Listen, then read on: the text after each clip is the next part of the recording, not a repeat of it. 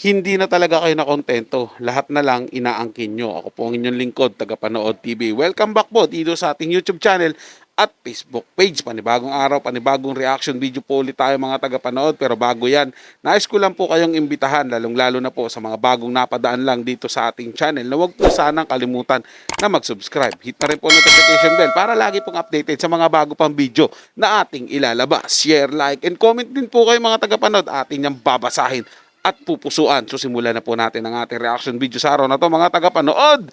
Let's do this!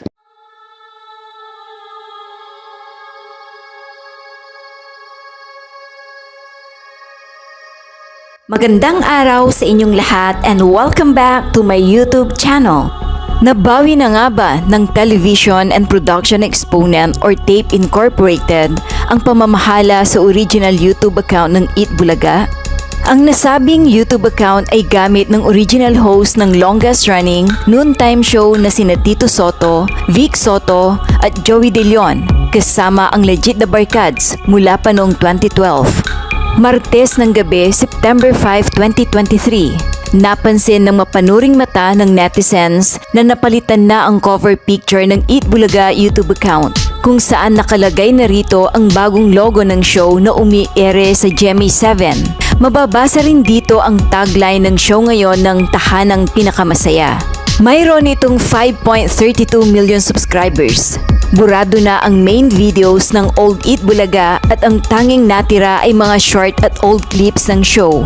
Hindi malinaw kung hawak na rin ng tape ang iba pang social media accounts ng Eat Bulaga gaya ng X, dating Twitter, TikTok at Facebook dahil wala pang nagbago sa mga posts dito. Noong June 19, 2023, nawala ang bagong gawang YouTube channel ng Eat Bulaga na. Kinagabihan, ang Facebook page naman ng programa ang sumunod na naglaho. Mula noon ay hindi na ito mahanap ng netizens. Suspetya ng ilan, binura ito ng YouTube at Facebook dahil may nag-report.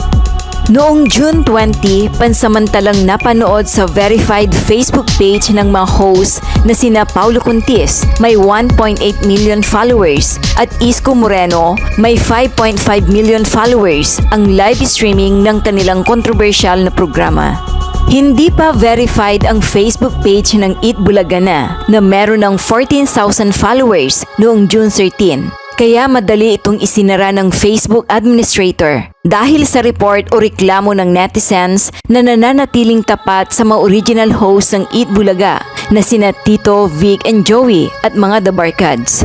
May 20 million followers ang verified Facebook page at 5.29 million subscribers ang YouTube channel ng pioneer host ng Eat Bulaga.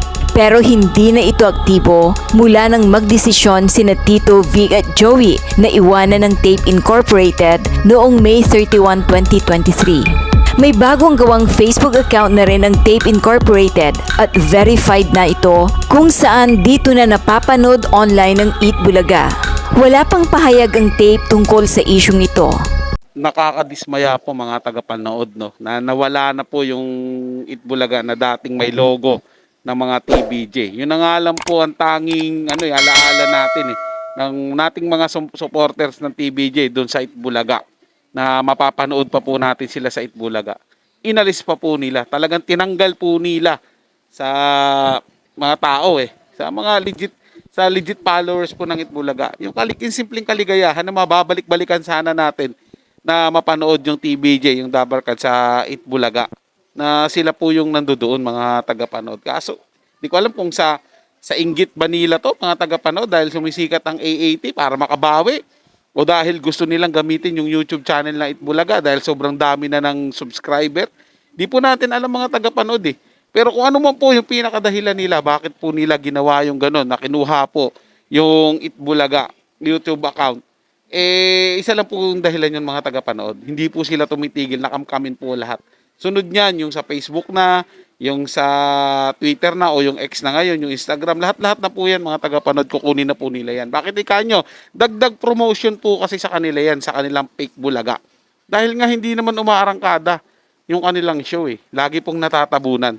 So yun na lang po yung pamamaraan nila para kahit papaano, kumita din po sila kasi may kita po yung account na yun mga tagapanood eh. Pero nakakadismaya po sa part natin, sa part ko po lalo na yun po yung binabalik-balikan ko po eh. Kapag gusto ko pong manood ng TVJ na nasa Itbulaga po sila.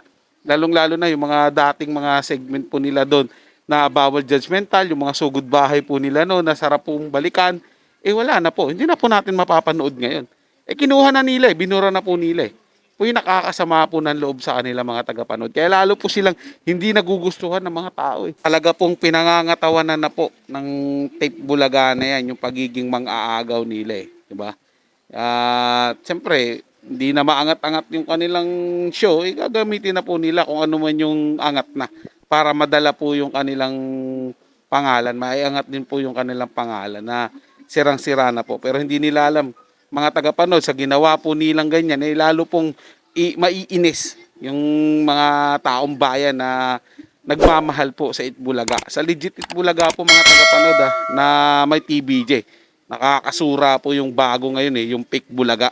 Samantala sa live episode ng Eat Bulaga ngayong Miyerkules, September 6, 2023, wala pa ring nagsasalita sa nasabing YouTube account. At ngayon na agaw na ito ng Tape Incorporated sa TVJ ay umaasa ang mga viewers na gagamitin na nila ito sa kanilang live na noontime show ngayong araw para makakuha ng maraming viewers at tumaas ang kanilang rating.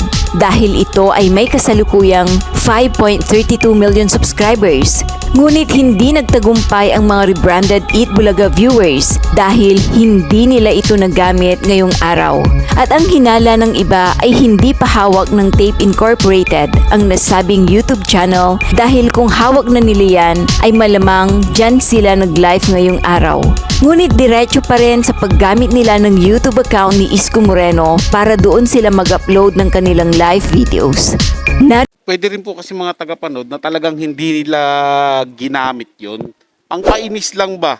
Siyempre, iinisin mo yung mga taong sumusuporta sa Itbulaga, sa TBJ, sa EAT.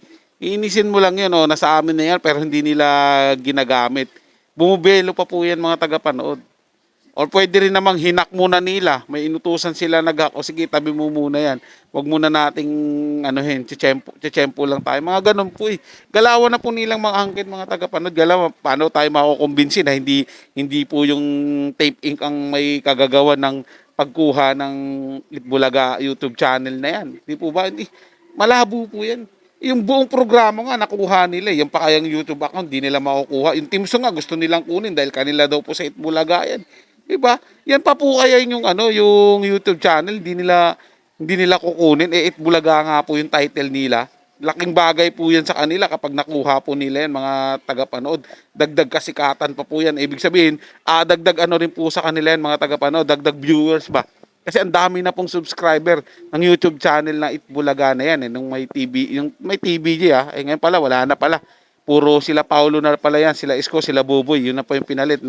Naging orange na naging phone ka na po yung kulay mga tagapanood patay na kulay po yan So yun lang po mga tagapanood, nagustuhan nyo po ating paksang tinalakay sa araw na ito. At kung kayo bago lang po na napadaan dito sa ating channel, huwag nyo po sanang kalimutan na mag-subscribe. I-hit nyo na rin po notification bell para lagi po kayong updated sa mga bago pang video na ating ilalabas. Share, like, and comment din po kayo mga tagapanood. Atin yung babasahin at pupusuan. So hanggang sa muli po, ito ang inyong tagapanood TV.